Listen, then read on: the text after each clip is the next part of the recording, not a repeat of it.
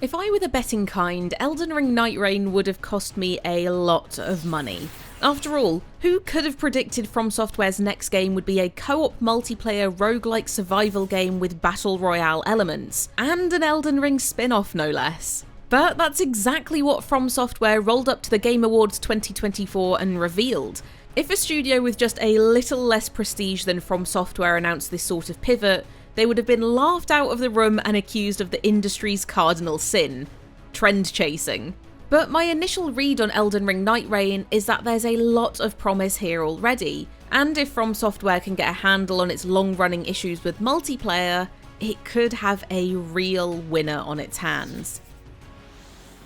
Perhaps Elden Ring Nightreign's reveal trailer doesn't help itself, with its characters gliding Fortnite-style into the lands between, but the more I've read about Nightreign, the more I've fallen hopelessly for it.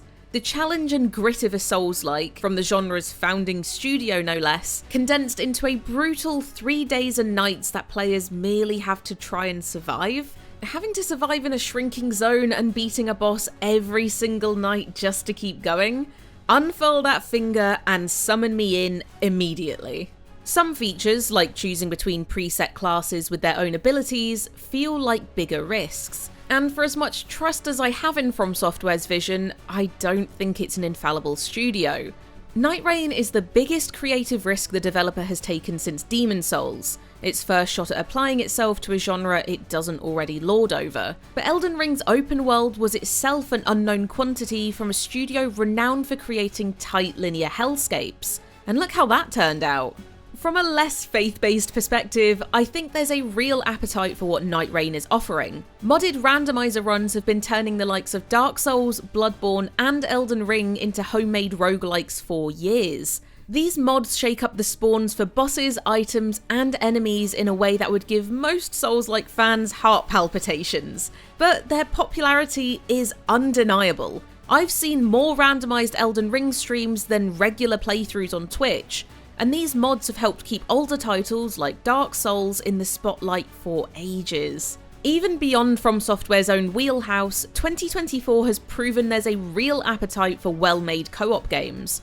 Helldivers 2 and Warhammer 40,000 Space Marine 2, arguably the only big-budget games of 2024 to dramatically over-deliver in their developers' eyes, both defined competitive multiplayer trends by finding success with PvE formats, giving players a common enemy to fight. Perhaps we just love killing weird chitinous aliens, but I'd also wager we've had a long enough break from co-op shooters that absence has made the heart grow fonder. Big budget co-op has been left on the shelf for a while, and it wouldn't surprise me to see more developers start embracing PvE once again, especially if FromSoftware can make it work with a multiplayer-first roguelike, a genre with remarkably less precedent for success. But all of this comes with a big, glaring caveat.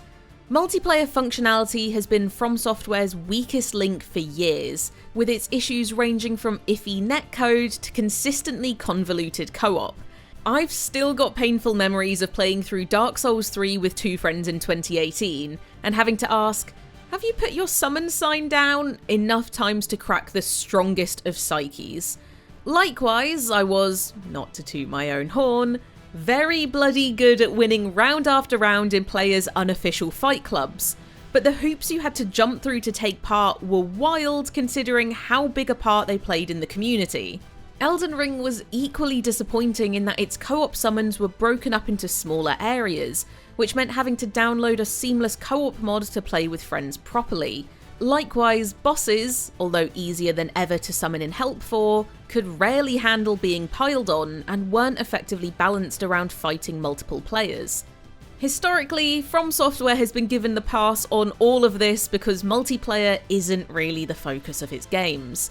Nightreign changes that pecking order, and it'll be hard for the studio to take home a win if its foundations don't work.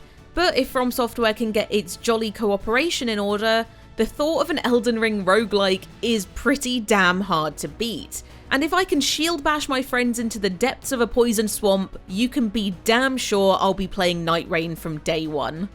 But what about you? Are you excited to play Nightreign? Or are you a bit cautious? Let us know in the comments and follow GamesRadar for the latest news, reviews, and more.